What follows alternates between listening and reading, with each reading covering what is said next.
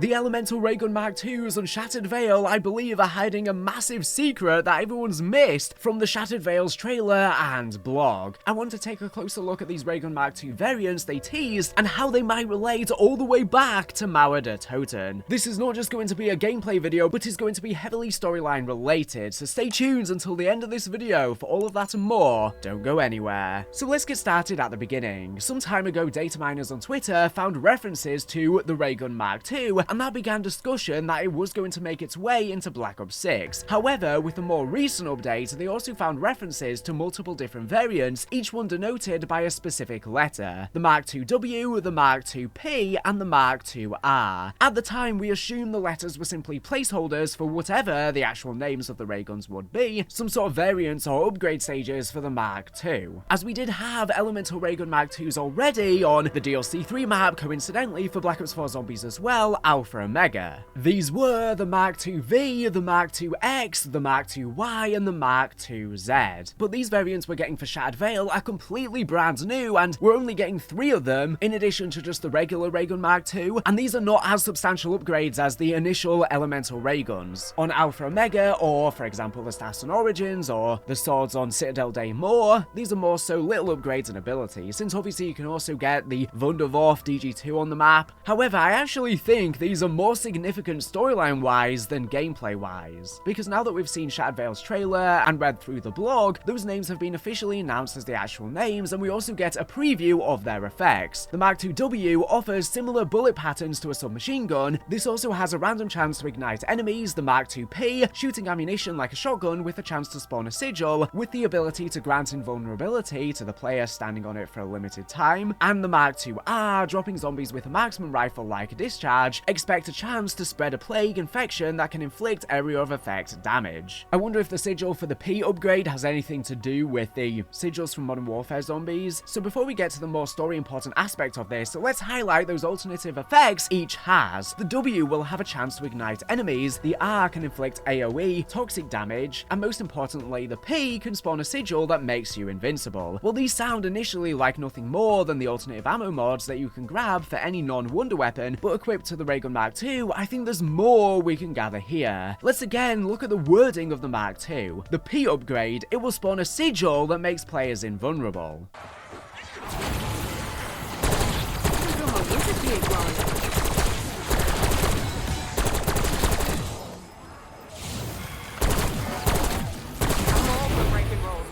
To know what they are first. The word sigil seems to suggest that this upgrade might be more than just better technology. I think that's teased here that these raygun upgrades function off of a combination of technology and magic. While the blog mentions that Project Janus retrieved the original Mark II from the Dark Ether, since everything got thrown in there at the end of Tag the Toten, I think that these upgrades will be specifically made Project Janus upgrades to the original tech. Considering how advanced it is and the year it originally appears in Black Ops 2, 2035 in Buried, it isn't out of the realm of possibility that Janus scientists may not have the tech to advance any further than the Mark II's design. However, considering the very large theme of magic and the Chaos story in Black Ops 6, and specifically this map, I think we should consider that Richtofen, after extracting the raygun, began to experiment on using magic to upgrade the tech inside. This would make the Raygun Mark II the perfect example of the tone we've been expecting the late game of Black Ops 6 to take, a mix of sci-fi technology and magical fantasy elements akin to the Chaos story. Now then, let's get into what I consider to be the beefier part of this discussion. I've been pondering for a day or so now on these letter names for the Mark II and why they were chosen. Like I said before, the variants in Alpha Omega also had letter-based codenames V, X, Y, and Z, but notice the odd skipping of W here. We will return to this in a moment. If these letters were all relatively close though, what's with the odd choice of W, R, and P here? Then I noticed something else interesting about the raygun. Each is a different class of weapon. The base Mark II is a kind of pistol assault rifle hybrid, then each of the variants are an SMG, shotgun, and marksman rifle specifically. This put me immediately in mind of the variant wonder weapons for the Cerberus in Mauer Der Toten, basically just pieces that you add onto the original gun to transform how it fires and its weapon class. It actually has a shotgun variant that seems quite similar to the Raygun Mark II P. be. But that's when it hit me. Perhaps this ray gun was more like the CRBR-S than I initially thought. I mean, the CRBR-S is basically a kind of ray gun anyways. Could it be that these seemingly random letters are actually previews into the weapon itself? Let's remind ourselves, one of the largest issues with Black Ops 6's characters at the moment is a relatively large amount of them all struggling for screen time in the various story beats of the quest. So what if these ray guns are a way for Treyarch to address this? What if these variants are the same as the CRBR-S's? At their core, run by artificial intelligence.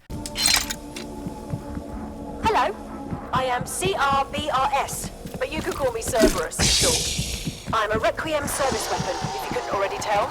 And these AIs would make sense in the map, considering that the SAM AI is seemingly made from the exact same technology that Grey used to make the Cerberus wonder weapons, as well as Klaus, but it's never been outright confirmed. What better time than now to bring this technology back and confirm a relation with the two? Plus, this would allow for space for some of the characters who have struggled for the screen time they need so far to talk more through the ray gun. I think this would be great because it helped, for example, a Mauer Der Toten in essentially giving the weapon a voice and allowing us to hear of the cast of characters even though they weren't a playable crew at the time, as well as this is what they attempted to do with Vanguard Zombies with having the demons talking to you. They were supposed to be a way to get around a lack of a main crew, but even though we finally have a main crew now, there is still the problem of an over-bloated cast. We have so many characters and some are just not even getting lines. For example, we don't even hear of Peck. So let's go over who these characters probably are if this theory about the Mark IIs is correct.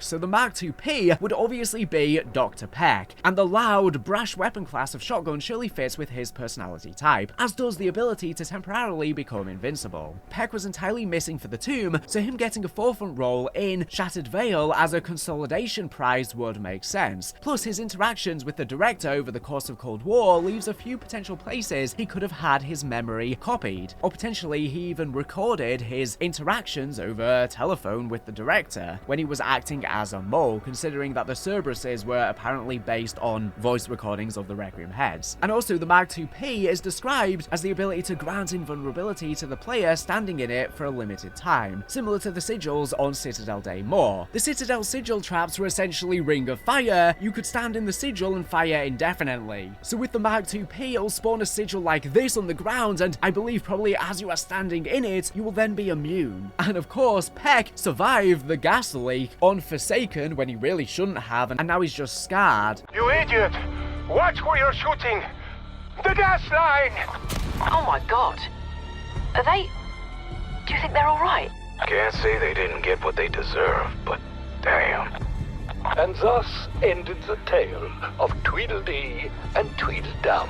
So he is literally invulnerable. This opens up an interesting avenue for storytelling here. If these guns are AI copies of the characters, they may be past versions of them. For instance, the AI of Samantha Maxis inside of the SAM orb is her around the time of Firebase C. This could mean that we see Black Ops 6 Peck interacting with Peck from sometime far earlier in the story, potentially during Cold War inside of Shattered Veil. The Mark II-R is likely Ravenov, a marksman rifle which fits perfectly with the faithful soldier role that Ravenov has always filled, and fits excellently with his accuracy at the shooting range being mentioned as insanely good in Modern Warfare Zombies' radios. Ceasefire?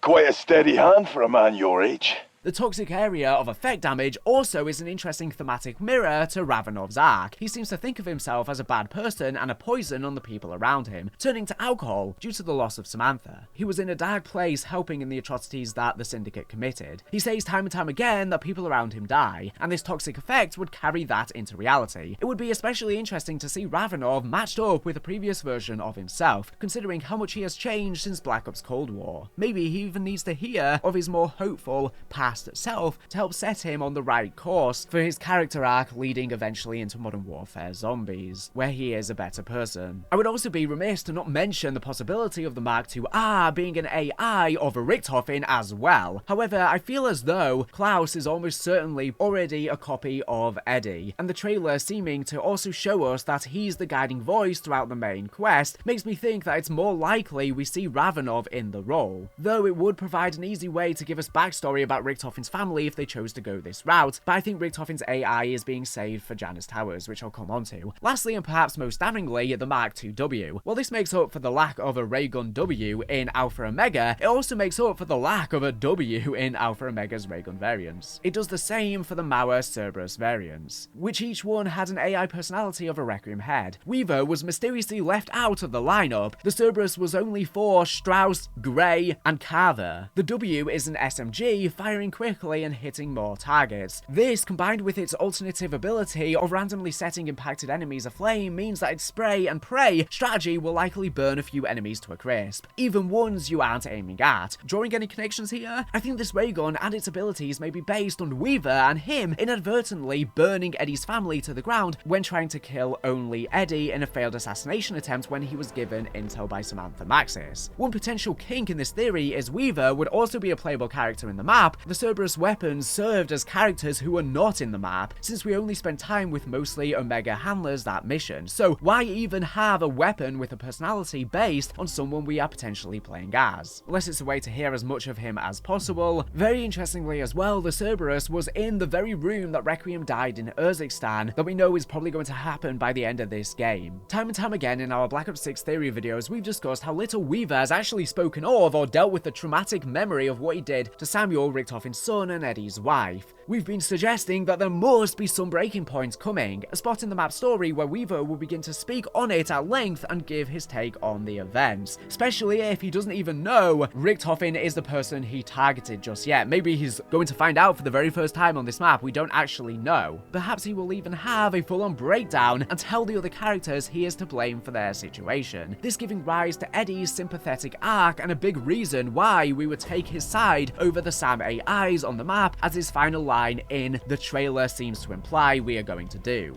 You don't trust me, fine, but you cannot trust her.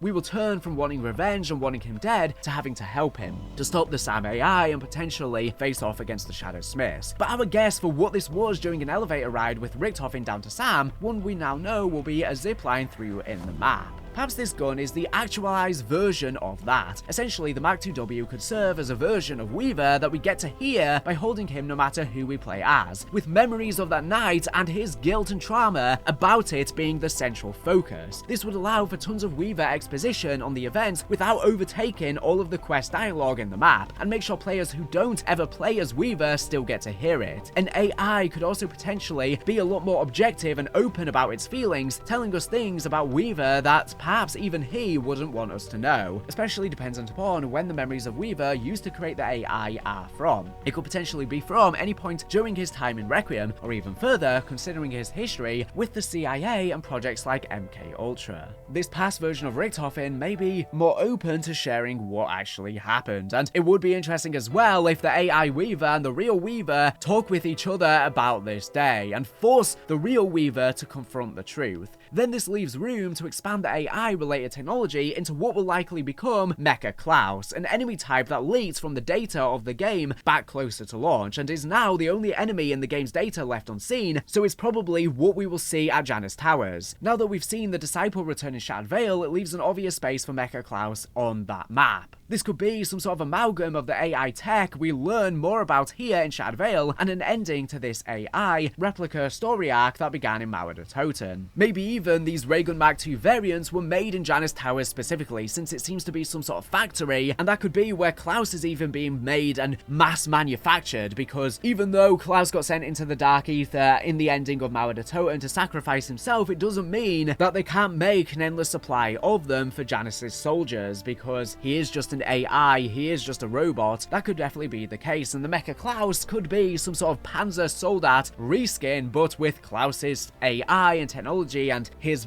robot at the central core of the machine. But what do you think? Am I reading way too deep into these Raygun names, or is there something valuable here? The more I've thought about it the last few days, the more interested I've become in this theory, and I keep returning to it mentally. Perhaps I built a mountain out of a molehill, or maybe we've just figured out a really cool part of Shattered Vale that they haven't revealed to us yet. set. I really think that voiced versions of the Raygun Mark II, like the Cerberus's, gods could help set this version of the Mark II apart as unique, and also serve as huge movers for the story for a map that really needs it. And it makes sense when the Cerberus had 3 AI variants, and there are only 3 variants of the Raygun Mark II. So let me know what you think, aside from the base original. Let me know what you think in the comments. Am I mad, or do you think that this has basis? Thank you for watching, and stay tuned because I have plenty more zombies videos to come, and of course tons when Shattered Veil releases, storyline and gameplay. I'll see you soon for hopefully some banger storytelling. Thank you for watching the video. Make sure to subscribe if you're not already for latest and great Call of Duty news and information. So anyways, thank you for watching, and